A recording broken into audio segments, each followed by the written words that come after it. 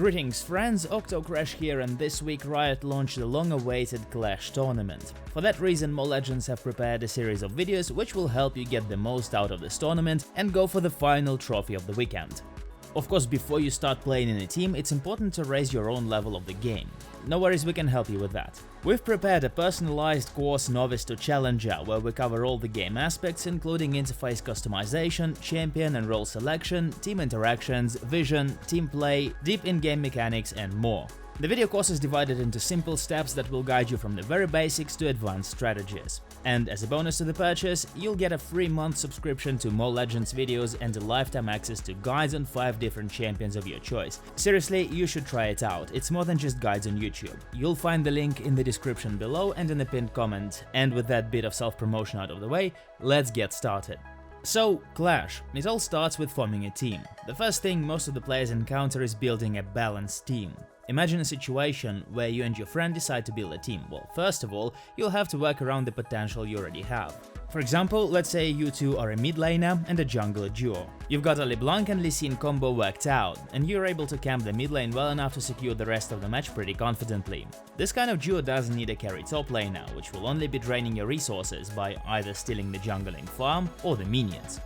So the players who main Jax, Camille, Cannon, Fiora and other top lane carries are out of question for you. You need a top laner who can stay effective without huge amounts of gold, and can survive the laning phase without the help of a jungler. That's pretty much any tank's maina, or at least the off-tank fighter's maina. Look for people playing Ornn, Sion, Poppy, Shen and other champions like this. So you're still playing around the mid lane. This is where you will also need a more or less self-sufficient bot lane, which will stay autonomous and wait for you and your jungler friend to start roaming.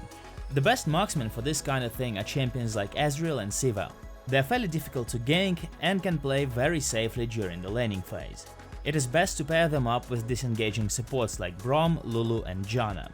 All of this is just one of the examples of how you can go about building your team, but you need to understand the main point. The first thing you should think about is your own personal strength, whereas the rest of the team should be built in a way to add up to them. Now, it's also very important to avoid building a team full of very proactive players. You won't go far with a team made out of 5 carries. The resources you have on the map are limited, so some of you are bound to stay behind. And if all the players on your team will fight each other for their own resources, they'll most likely be left without their key items when they need it most. However, you shouldn't have a team built out of supports either. Ideally, you'd want to have 2 carries on your team who'll get all the resources they want, as in all the farming, the buffs, the space and other things like that. If we go back to our example, where you and your friend play LeBlanc and Lee Sin, you'll need a marksman who can choose a good position and attack the enemy frontline. Once you understand your own strong points and what kind of players you need to make a dream team, you'll have to actually find those players. And this is where services like Play, OPGG or even the League of Legends official forums come in handy. But how do you find that one player that fits you, out of all those thousands of them? First of all, forget about OTP players. Despite all their strong points, they have one big disadvantage. Your Clash opponents will take a quick look through your profiles and will just ban your OTP's champion, making them simply useless. Well, unless they have a smurf hack to play on. But even this trick only works once. Smart enemies can figure it out by the player's performance. All of the people you want to invite to your team have to have at least 4 or 5 champions they can play comfortably, regardless of their rank. Secondly, there is the solo queue KDA they have on the champions they're planning to play in Clash. It has to be at least 3. Ideally, it needs to be higher than 4. In addition, they shouldn't have just 1 or 2 matches played on these champions either. They need to have at least a couple of dozen. Whenever you do find a player that meets all of those requirements, you just have to grab them for your team. KDA is a very good indicator of the player's effectiveness, but it's not the only one out there. Look at the stability of their play. Look for the solo queue lose streaks. People with huge lose streaks in their history are often emotionally unstable and can tilt pretty hard.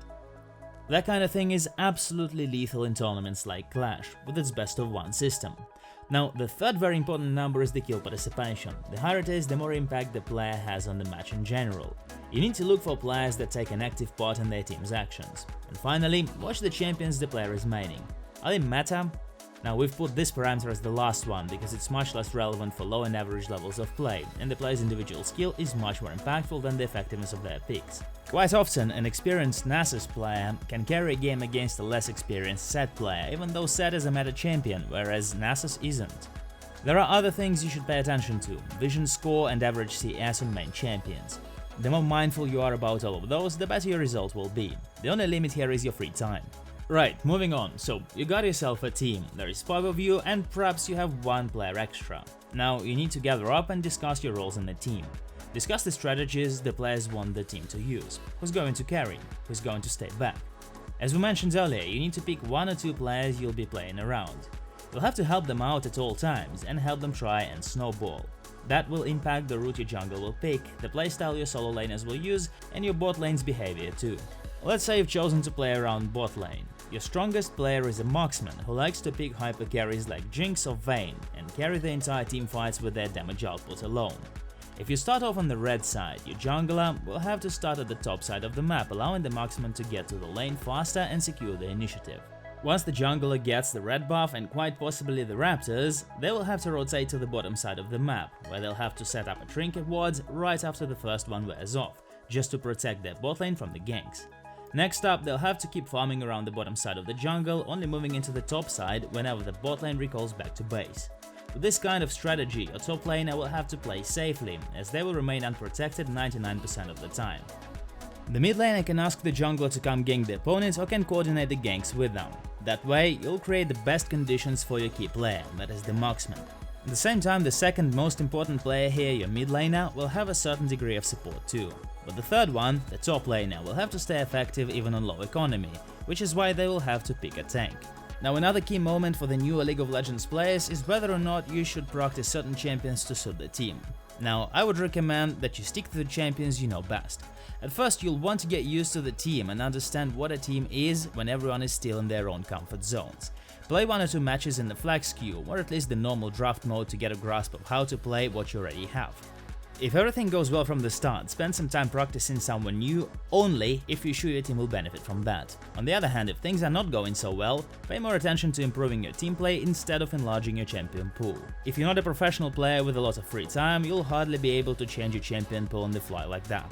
Alright guys, and that seems to be it for now. This is where we'll finish our first clip regarding the Clash game mode. In the next parts of the series, we're going to cover the tips and tricks for the drafting phase, which you can use to make up for a very comfortable pick for yourself and a very difficult pick for the enemy team to handle, all at the same time.